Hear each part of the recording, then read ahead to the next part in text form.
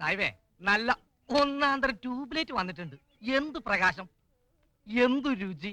രണ്ടെണ്ണം വെച്ചോട്ടെ. First instalment 50 റുപ്യ, പിന്നെ ടോട്ടല് അത് നമുക്ക് അഡ്ജസ്റ്റ് ചെയ്യാം. സഹായിച്ച് നമ്മൾ ഒരു പരുവത്തിലാക്കും. ഒരു പേസ്റ്റ്, ഒരു സോപ്പും. പുതിയ താമസക്കാരാ, വീട്ടിൽ കയറി കൂടി അന്ന് തന്നെ ആ പട്ടാളം വന്ന് വരട്ടിയില്ലേ. ഒരു ദിവസം അയാളൊരു ഇരുട്ടടിയെങ്കിലും അടിക്കൂട്ടെ. ഞാൻ പന്നി ജയിലിൽ നിന്ന് വന്നപ്പോ പഴയ ഹുങ്കൊക്കെ പോയിട്ടുണ്ടാവുന്ന കരുതിയേ. ഇതിപ്പോ എത്തിച്ചേർക്കന്നേ.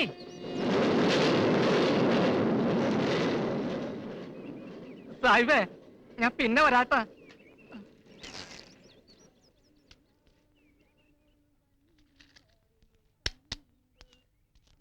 മോനൊന്നും കാര്യാക്കണ്ട, ഓൻ ഇവിടുത്തെ പ്രമാണിയാവണം, അതാ കാര്യം. അതല്ലാണ്ട് ഇവിടുത്തെ പൊറുപ്പൊന്നും കുഴപ്പമില്ലല്ലോ. സുകന്യ, ടൗണിൽ താമസിച്ചവർക്ക് ഇവിടെ സ്വർഗമല്ലേ സാഹിബേ. ഒരു തീപ്പെട്ടി. രാത്രി പിന്നെ നായശല്യം ഉണ്ടെന്നേ ഉള്ളൂ, അതിനുള്ള മരുന്ന് കയ്യിലുണ്ട്. ശല്യം പേപ്പട്ടിയുടെ കടിച്ച വിഷം ഇളകും. ഏയ് ഒന്നിക്ക, പട്ടാള അന്ന് പറഞ്ഞ കിറ് കൃത്യ. പോലീസുകാരൻ രാഘവൻ നായർക്ക് പറഞ്ഞു വെച്ച പെണ്ണിനെ രാഖി രാമായണം കല്യാണ രാത്രി അടിച്ചുകൊണ്ട് പോയ രഘു തന്നെയാ ഞാൻ, അപ്പുവാശയുടെ മോൻ രഘോത്തമൻ. പിന്നെ തോക്ക് പിടിച്ച കൈയിനേക്കാൾ അരം കൂടും ഉളി പിടിച്ച കൈക്ക്. ഉന്തി നിക്കണതൊക്കെ ചെത്തി അങ്ങോട്ട് പോവും. ആയ് കലക്കി. നിന്നെയാടാ എനിക്ക് വേണ്ടത്. പലിശയുടെ പലിശയും കൂടെ കൂടി 2.5 ലക്ഷം കിടക്കുമ്പോ എന്റെ കണ്ണും വെട്ടിച്ച് വീടും വിറ്റുപോയ പണിക്കരെയും ചുളുവിന് സ്വത്തടിച്ചെടുത്ത നിന്നെയും കൂടി ഒരു നുകത്തെ കെട്ടി എന്റെ 10 പറക്കണ്ട 4 ജാല് പൂട്ടിക്കൂടാ ഈ പറയുന്നത്. ഓനെന്താ പിരാന്തുണ്ടോ? പണിക്കര് പറ്റിച്ചതിന് ഇയാളെന്ത് പേച്ച്? പിഴച്ചത് പണിക്കർക്കാ. ആ പെണ്ണിനെ തട്ടിക്കൊണ്ടുപോയ ആശാരി ചെക്കൻ താനാന്നറിഞ്ഞിരുന്നെങ്കിൽ പണിക്കർക്ക് ഈ ചതി പറ്റില്ലായിരുന്നു. ഏമാന്റെ ഉപ്പും ചോറും ആയി ശരീരം. ഒരേമാനും അടിയനും. തന്റെ ഏമാൻ രാഘവൻ നാടെ വീരസിംഗക്കാനല്ല ഞാൻ വന്നത്. എനിക്ക് തന്ന ഭൂമിയുടെ മുകളിൽ താൻ പട്ടാളം പറവിന് പണം കൊടുക്കാനുണ്ടോന്ന് എനിക്കറിയേണ്ടത്. നിങ്ങളൊന്നും ഉണ്ടാണ്ട് പോയെ, മനുഷ്യരുടെ പണിയുണ്ട്. ആശാരിയുടെ ഉള്ളി കൊണ്ട് പുറംചൊറിയണ്ട. പറ പണിക്കരെ, എത്ര കടമുണ്ടായിരുന്നു? ദൈവേ, ഞാൻ ആർക്കും ഒരു ദ്രോഹവും ചെയ്യാത്തരാ. സാറിനറിയോ, പറയുന്നത് എന്നോട് പകയാ. അയാളുടെ ഭാര്യ മരിച്ച കേസിൽ സാക്ഷി പറയാൻ കയറിയപ്പോ നാവ് പിഴച്ചതാ കാരണം. അതുകൊണ്ട് അയാൾക്ക് സ്ത്രീപീഡനത്തിന് ശിക്ഷയും കിട്ടി. ഇനിയിപ്പോ അവിടെ താമസിച്ച പെശകാന്നുള്ളതുകൊണ്ടാ ഞാൻ വീട് വിറ്റത്. ഒന്ന് ആലോചിച്ച് നോക്കിയേ, ആധാരത്തിന്മേ കടമുണ്ടെങ്കിൽ ഭൂമി രേഷാക്കാൻ പറ്റുമോ?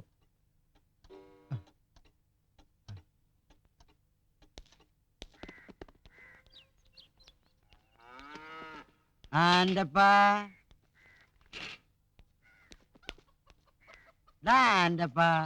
നിന്റെ ഇളയപ്പനുള്ള പോത്തെ ഞാൻ ആണ്. നിനക്ക് ആരടാ തിന്നാൻ തരണേ? ഇളയപ്പൻ. സംശയം ഉണ്ടാ? ഇല്ലല്ലോ. പിന്നെ നീ എന്തിനാ നാട്ടുകാരെ കോണഞ്ഞിന് നടക്കണ ശവ്യേ?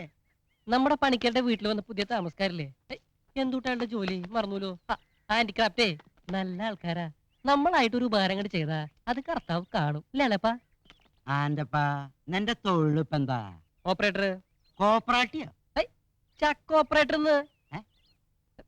ചക്കാട്ടേ. അത് ശരി. ആന്റപ്പം പരോപകാരി എന്ന് പറഞ്ഞാല് ആർക്കാ അതിന്റെ ഗമാന്ന്? ശരിയാണല്ലോ. ആർക്കാ ആൻ്റപ്പാ? ഇളയപ്പന്നെ. ഇളയപ്പനെ കിട്ടുന്ന പേര് ഞാനായിട്ട് കളയൊട്ട് ചങ്ങയെ. അപ്പൊ നീ ഹാൻഡിക്യാപ്റ്റിന് ഉപകാരം ചെയ്തിട്ട് ഇളയപ്പന് പേരുണ്ടാക്കാൻ പോവാ? ചാണം പറക്കി ഒരൊറ്റ പൂശുണ്ടല്ലോ, വാൾപോസ്റ്റ് ഒട്ടിച്ച മാതിരി ഉണ്ടാവും. നല്ല എന്നാലും കമ്പ്യൂട്ടറിൽ എണ്ണയാട്ടുന്ന കാലത്ത് കാള വേണ്ടി ചക്കാട്ടായി നടക്കാന യോഗം. ഇങ്ങനെ ഒരു ഇളയപ്പണ്ടായാ മതിയിലോ.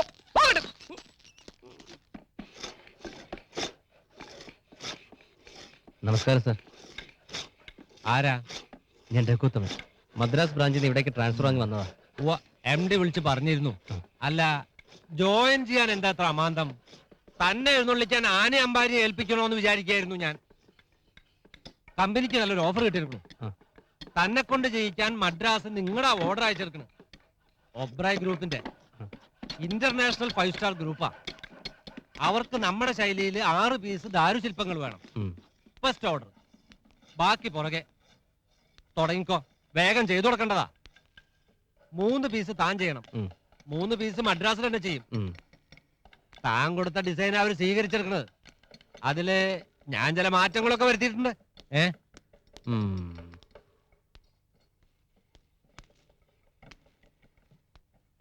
എന്നാ ഒപ്പിട്ടിട്ടാണ് തുടങ്ങിക്കോളാ.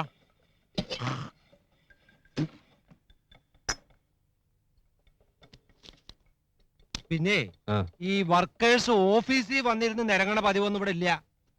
എടോ വിക്രമൻ നമ്പൂരി, താൻ ഈ മുറുക്കിത്തപ്പെട്ട കാശേ വർക്കേഴ്സിന്റെ അധ്വാന. താൻ ഇവിടെയുള്ളവരെ മാക്സിമം പിഴിയുണ്ടെന്ന് അറിഞ്ഞിട്ട് തന്നെയാ പറഞ്ഞേ. പിന്നെ അഡ്വാൻസ് 10,000 പാസ്സാക്കാൻ പറഞ്ഞിരുന്നു. അത് കയ്യിലിട്ട് തിരിക്കാണ്ട് തന്നോളൂ. ഇവിടെ അഡ്വാൻസും കോപ്പൊന്നുമില്ല.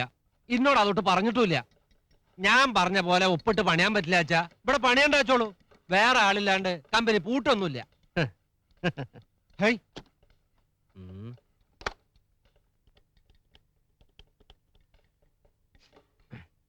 രഘുവാണ്, MD കൊടുക്കൂ.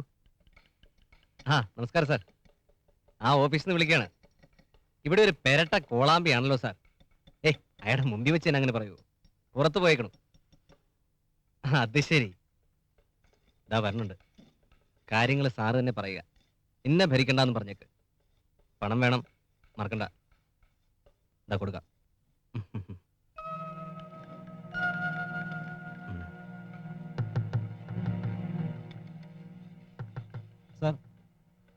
Yes sir. സാർ കൊടുത്തോളാം. ഉം. എഴുതി വാങ്ങിച്ചോളാം. ശരി സാർ. ഉം. താന്നെ കുരങ്ങ് കളിപ്പിക്കുക. ആശ്ചര്യകരം. 1.5 ലക്ഷം റുപ്യ കമ്പനിക്ക് കടമുള്ളവന് പിന്നെയും പണം കൊടുക്കുക. MD പേഴ്സണൽ റിസ്ക് എടുത്ത് വീടും പറമ്പും വാങ്ങിക്കാൻ തന്ന പണത്തിന്റെ കാര്യമാണ് പറഞ്ഞത്. അത് ഞാൻ ബോർഡിന് കംപ്ലൈന്റ് ചെയ്യും. നോക്കിക്കോ. ആവട്ടെ. ഒപ്പം തന്നോട് ഇപ്പൊ എഴുതിച്ചു വാങ്ങാൻ പറഞ്ഞില്ലേ? ഞാൻ വാങ്ങിയ 1.5 ലക്ഷത്തിന്റെ സെക്യൂരിറ്റി ബോണ്ട്. അത് ഞാൻ ഒപ്പിട്ട് തരണില്ല എന്നും എഴുതിക്കോ. താൻ ആദ്യം തുപ്പിയിട്ട് വായ എങ്ങട് കഴുക.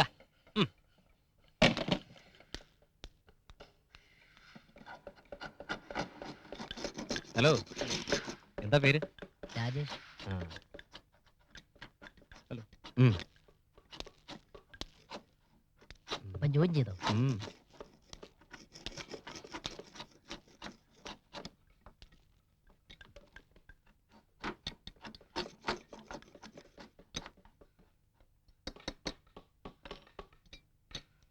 നന്നായിണ്ട്. എന്താ പേര്? ഈർക്കിൽ കൊട്ടാരം. നിങ്ങളുടെ പേരാ ചോദിച്ചത്. എന്നെ എല്ലാരും അങ്ങനെ വിളിക്ക. അത് ശരി. ശരി.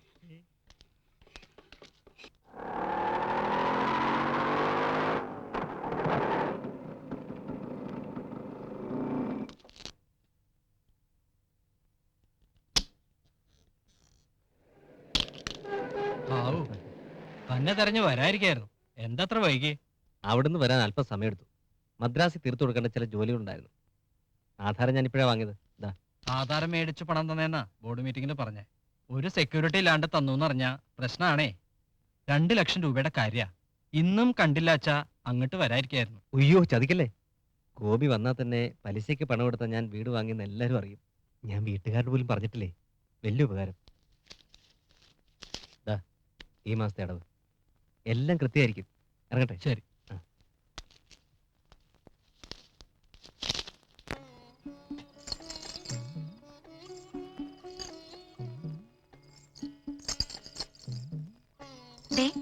ഞാനൊരു കൂട്ടം പറയാനിരിക്കുക. ഞാനും ഒരു കൂട്ടം പറയാനിരിക്കുക. എന്നാ പറ. നീ ആദ്യം പറ. ഇതൊക്കെ ഒന്ന് നേരെയാക്കി എടുക്കണം. നാട്ടിലേക്ക് മടങ്ങണമെന്ന് പറഞ്ഞപ്പോ തൊട്ടുള്ള മോഹ. എന്നിട്ട് വേണം നമുക്ക് കൊട്ടും പാട്ടും കൂത്തുപാട്ടൊക്കെ ഇങ്ങനെ കഴിയാൻ. എന്താ? കളിയാക്കണ്ട. രഘുട്ടന് എല്ലാ സന്തോഷവും ഉണ്ടല്ലോ. കച്ചവടാണെങ്കിലും കൊത്തുപണി ശില്പമൊക്കെ ആയിട്ട് രസാവും. എനിക്കാണെങ്കിൽ ഒരു എന്റർടൈൻമെന്റും ഇല്ല. നമുക്ക് ഇവിടെ തന്നെ 4 കുട്ടികളെ കിട്ടിയ ഒരു ഡാൻസ് ക്ലാസ് തുടങ്ങണമെന്ന് വിചാരിച്ചതായിരുന്നു. രഘുവേട്ടന് ഒരു സഹായമായില്ലോ. ആ, അത് ഞാൻ പറയാൻ വന്നതാ. ഓഹോ, അപ്പൊ നൃത്ത ക്ലാസ് തുടങ്ങാം അല്ലേ? നല്ല ദിവസം നോക്കി രഘുവേട്ടന്റെ കൈകൊണ്ട് വിളക്ക് കൊളുത്തി തുടങ്ങാം. ആ ജീജയ്ക്കും കൂട്ടുകാർക്കും താല്പര്യമാണ്. അമ്പടി കള്ളി. അപ്പൊ എല്ലാം അന്വേഷിച്ചെടുക്കണം. നമ്മൾ ഇങ്ങനെയൊക്കെ ആയത് എങ്ങനെയാന്ന് ഓർമ്മയുണ്ടോ?